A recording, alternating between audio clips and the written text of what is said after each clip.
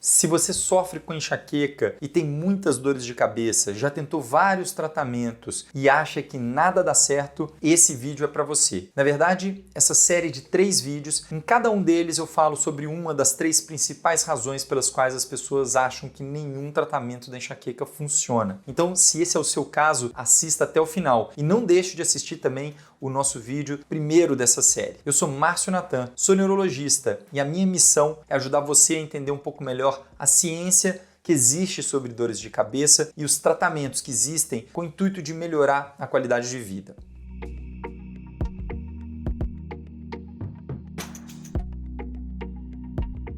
Nesse segundo vídeo da série, nós vamos falar exatamente sobre medicação. É importante eu relembrar que no primeiro vídeo eu contei que a medicação não é o centro do tratamento, não é a única coisa do tratamento, como acontece, por exemplo, para uma pessoa que trata uma infecção com antibiótico. Não, é muito importante que quem sofre com enxaqueca crônica, que tem muitos dias de dores de cabeça, entenda que para realmente atingir grandes resultados é necessário sim medicamento, mas é muito importante que ela compreenda que ela precisa fazer uma modificação do estilo de vida, combatendo aqueles 5 fatores importantes que contribuem para a cronificação e para a piora da enxaqueca. Então, se você perdeu esse vídeo, ao final desse vídeo de agora, assista aqui nesse link. Mas hoje a gente vai falar desse elemento que também é muito importante para o tratamento da enxaqueca, que é isso mesmo, a medicação. Mas vou começar fazendo uma definição muito importante para a gente não confundir. A maioria das pessoas acha que medicação para enxaqueca é aquele remédio que a gente toma na hora da crise. O analgésico, o triptano, o anti-inflamatório. Isso não é medicação para tratamento da enxaqueca. Isso é tratamento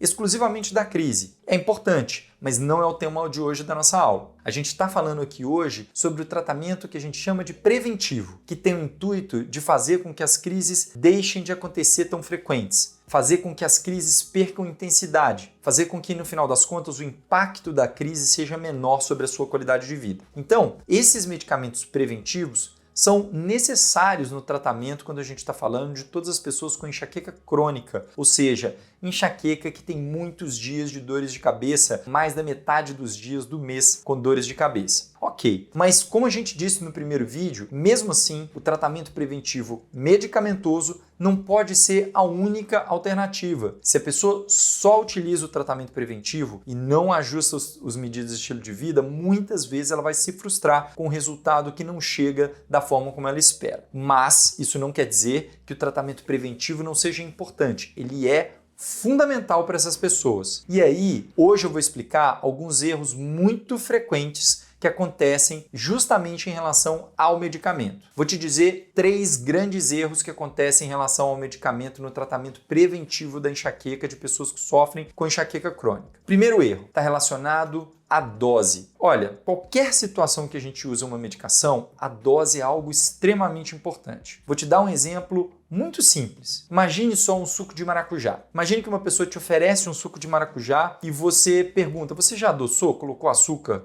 ou adoçante? A pessoa fala assim, não, você quer? Quero sim, claro, o suco de maracujá é muito, pode ser azedo, pode ser não ser legal sem ali adoçar um pouco pelo menos. E aí a pessoa vai lá e coloca 1 grão de açúcar. Será que esse suco vai ficar bom com 1 grão de açúcar? Provavelmente não. E se a pessoa pegar esse suco e tomar e realmente perceber que ele não está adoçado, ela vai achar que o quê? Que o açúcar não funciona. Então a solução é colocar mais que 1 grão. Agora imagina a cena que a pessoa então oferece um copo de suco de maracujá e coloca uma xícara inteira de açúcar. Ora, o suco naturalmente vai ficar ruim, porque ele vai ficar doce demais. Vai ficar terrível. Ou seja, nesse caso, o problema foi uma dose em excesso, que traz uma piora do suco de maracujá. Portanto, para que o suco de maracujá fique adoçado na medida certa, é preciso que a gente encontre para cada pessoa a dose adequada, seja do açúcar, seja do adoçante, a dose que faz com que o gosto do suco de maracujá fique gostoso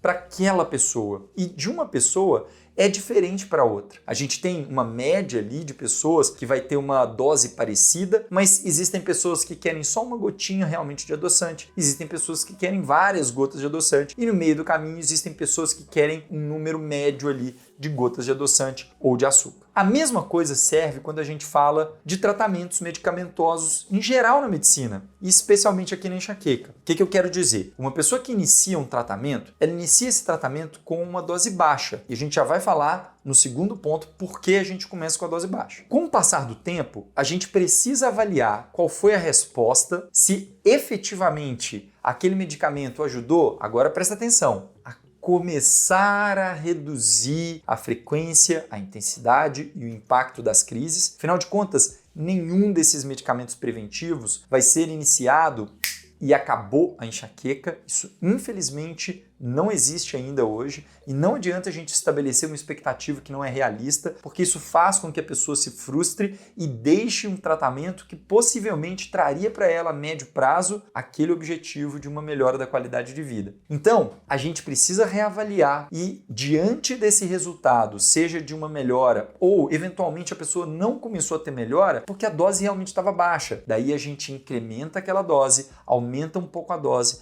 e reavalia novamente. Essas reavaliações, portanto, elas são necessárias ao longo do tratamento. Eventualmente, o caminho é aumentar a dose. Algumas vezes a gente vai precisar reduzir a dose por outras questões. E, eventualmente, a gente vai precisar trocar aquele tratamento preventivo que foi iniciado. A segunda razão pela qual o tratamento preventivo, muitas vezes com esse medicamento, não funciona ou a pessoa tem essa impressão, é por efeito colateral. E isso é, infelizmente, uma realidade que a gente precisa entender e saber lidar. Todo e qualquer tratamento medicamentoso na medicina tem algum risco de efeitos colaterais. Alguns têm efeitos colaterais que são leves e toleráveis, outros efeitos colaterais que são incômodos e não graves e, finalmente, raramente acontecem efeitos que podem ser graves. Felizmente, para o tratamento da enxaqueca, é muito raro que aconteçam efeitos colaterais graves, mas é comum que existam efeitos colaterais que são desconfortáveis, que são incômodos. Algumas medicações podem trazer aumento do apetite e daí a pessoa pode ter algum ganho de peso. Outros podem trazer redução do apetite e a pessoa pode ter involuntariamente perda de peso. Outros efeitos colaterais diversos podem acontecer. O que é importante é entender que, número 1, nem todas as pessoas reagem da mesma forma. Então, se você conhece alguém que teve uma excelente experiência tomando um remédio X, não é necessariamente a mesma experiência que você vai ter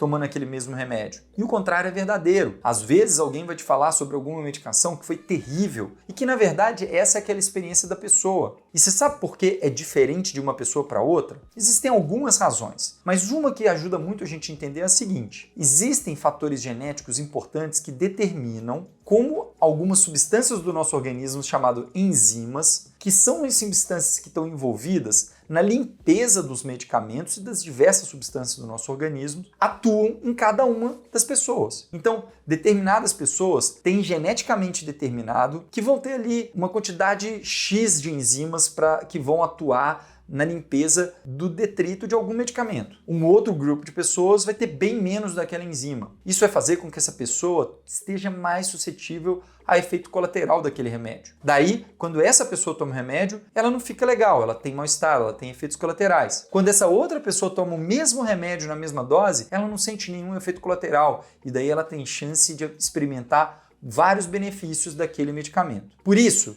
que é fundamental a gente avaliar e reavaliar ao longo do tempo, considerando a possibilidade de efeitos colaterais. Algumas vezes os efeitos colaterais podem ser inclusive transitórios. Isso é muito comum. A gente começa uma medicação e a pessoa começa ali com efeitos colaterais, mas determinado medicamento a gente sabe que os efeitos colaterais tendem a ser transitórios. Então é importante ter essa conversa com o paciente e explicar. E aí, atravessando aquela fase inicial, a pessoa pode realmente ficar bem melhor e ter ao longo do tratamento, o benefício que a gente busca, sem efeitos colaterais que incomodam. Mas, de fato, existem momentos em que os efeitos colaterais incomodam muito. E aí, não é o caso da gente sustentar o tratamento a todo custo. É muito importante que, com base na percepção da própria pessoa que está fazendo o tratamento, a gente consiga pesar os riscos, os custos daquele efeito colateral, os benefícios do medicamento e as outras opções possíveis. Porque é fato que existem diversas medicações diferentes possíveis de ser escolhidas, cada uma vai ter um perfil diferente sobre efeitos colaterais. Algumas têm efeitos colaterais mais comuns e mais incômodos e outras, os efeitos colaterais são raros. Eventualmente, o custo de uma medicação ou de outra também é diferente. Terceiro ponto pelo qual o tratamento com medicamento é abandonado porque a pessoa acha que não funciona e não é bem assim na verdade, é o fator tempo. Então a gente falou, em primeiro lugar, dose, em segundo lugar, efeito colateral e em terceiro lugar, o fator tempo. Como assim? É muito importante que a gente esclareça para os pacientes durante as consultas, especialmente pessoas que sofrem há muitos anos com enxaqueca, que têm dores de cabeça muito frequentes, que, portanto, têm o cérebro já muito modulado, já muito com a memória da dor muito arraigada. É importante que a gente entenda que o tratamento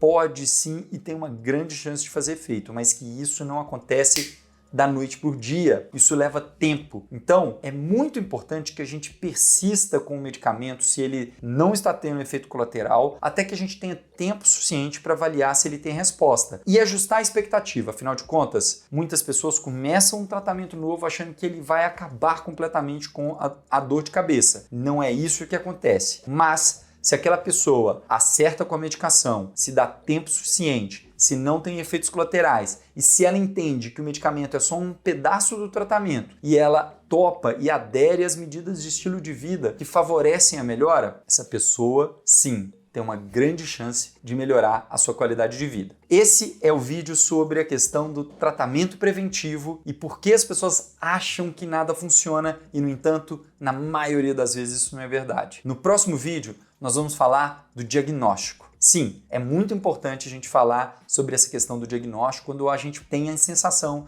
de que nada está funcionando. Então, espero você no próximo vídeo.